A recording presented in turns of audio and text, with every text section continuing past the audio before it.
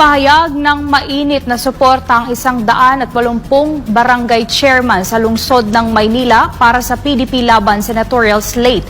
Anila iboboto nila ang lahat ng pambato ni dating Pangulong Rodrigo Duterte. Sa lungsod ng Maynila, nagsagawa naman ng unity gathering ang nasa 180 na barangay chairman mula sa iba't ibang distrito ng lungsod para ipakita ang kanilang mainit na suporta sa PDP laban senatorial slate na kinabibilangan ni Pastor Apollo Kibuloy, Pato de la Rosa, Christopher Bongo, Philip Salvador, Raul Lambino, Vic Rodriguez, JV Hinlo, Jimmy Bondok at Congressman Rodante Marcoleta.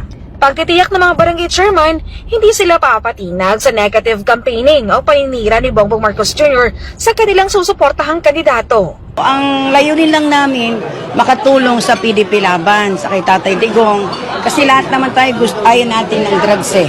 Ako mula noon, support ako sa kandidato, yung platform ni Duterte na ayaw ng drugs. Dahil totoo naman nabawasan ng kriminalidad sa Maynila.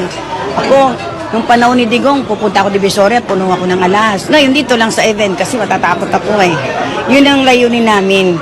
So, kaya ito ginawa ko para makatulong sa PDP laban. Hindi ito pinag-uusapan ang mayor. Sama-sama kami, Isko man o Lacuna, nandito. Basta ang susuportahan lang namin itong mga kandidato ng PDP laban. Kami po na mga nandito po ngayon na mga bunong barangay po ng Maynila ay buong puso po na sumusuporta sa mga plano adikain ng PDP laban. Sana po suportahan po natin para po sa kinabukasan ng bansang Pilipinas.